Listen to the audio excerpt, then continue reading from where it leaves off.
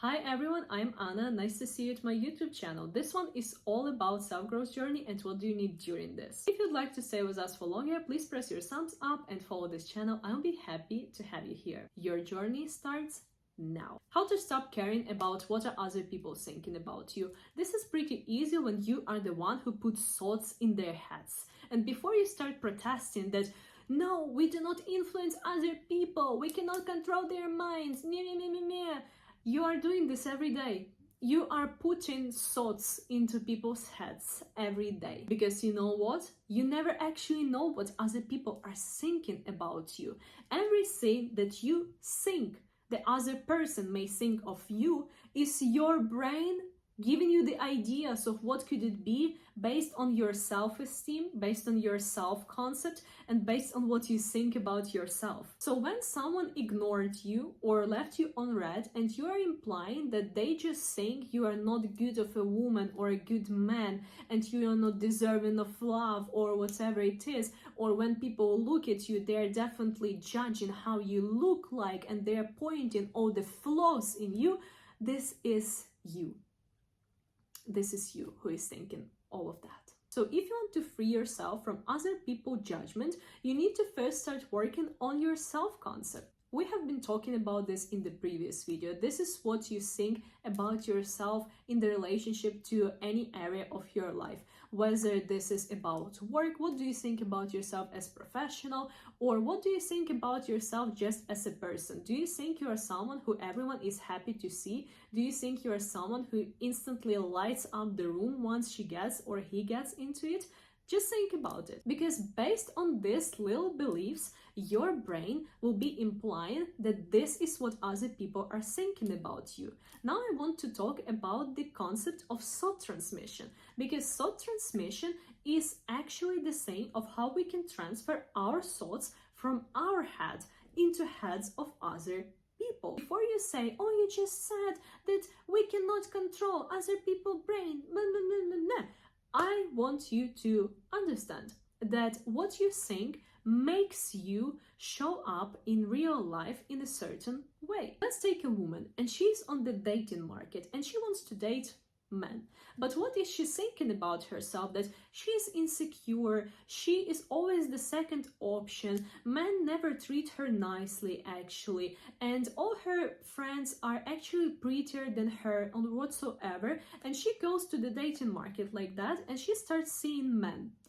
How confident will she be talking to men with this kind of mindset? This will be pretty hard, would you agree? And she will be always choosing men who will prove to her that this is exact her reality. They will be lying to her, they will be choosing someone else over her, whether this is another woman or a job. They will be constantly showing up to her as to someone who doesn't really deserve love. And her brain will constantly be picking up on this man because this is what's familiar to her. And our brain will always choose the same which is familiar to us, even though it's bad, instead of something that is not familiar but actually cool. And when a person has this particular mindset of insecurities, you can notice that this person walks differently. They have their shoulders like this, they have their side somewhere in the ground.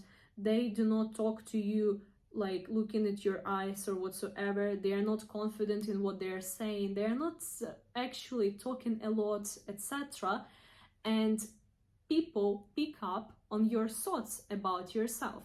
This is how it's working. And if you think that your thoughts are private, you are very, very wrong. Because it takes person around 5 to 30 seconds to understand who is standing in front of them. Because your thoughts and beliefs about yourself make you show up physically in a certain way. So how does thought transmission work? There are two components. The real world one and the spiritual world one. The real world one we just discussed, and the spiritual one says that we are all one, and one is all. I really love watching Bashar, and what he says is that you have a separate version of people showing up into your reality based on your assumptions about yourself and about them, and every other person has their own reality. The way you know this person is the way you think they are and you think about yourself. So when you're changing your thoughts, you get different versions of people around you, because every time you change, everything around you shifts.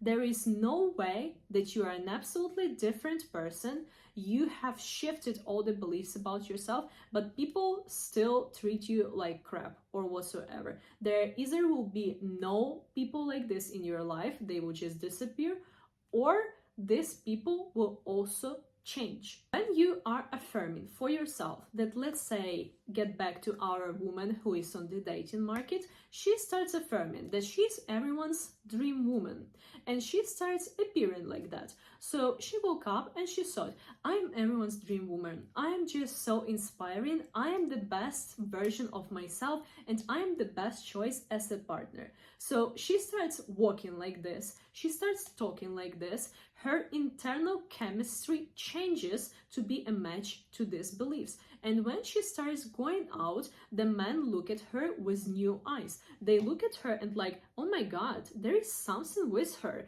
I actually want to go to talk to her. I want to give her a coffee, or I want to invite her on a date or whatsoever. I'm really interested in learning more about her. And this is exactly how it works. And you think that this is some kind of magic, but there is no magic in changing you. Everything we think is magic is actually the science. People have been talking about this for ages, but only now we start really picking up on all of that. This is never late to change your thoughts about yourself. This is never late to change. There is eternal, crazy, billions, trillions, quadrillions amount of different parallel realities and parallel versions of you. If you're thinking about something, it means you're meant to have it. You wouldn't have the desire if you are not meant to have it, if you are not capable of doing this. I never have a desire of building a rocket.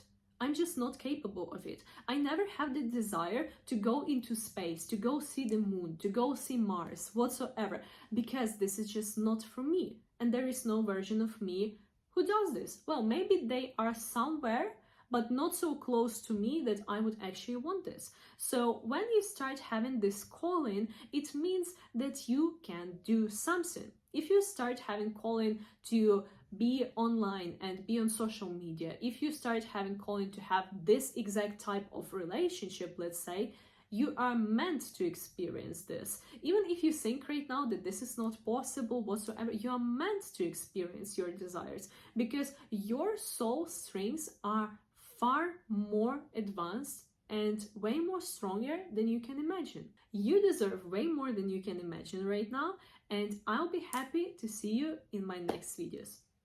Pow!